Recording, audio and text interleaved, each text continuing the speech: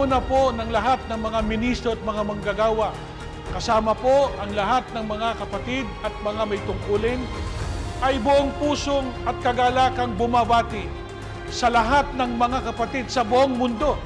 Happy 110th anniversary!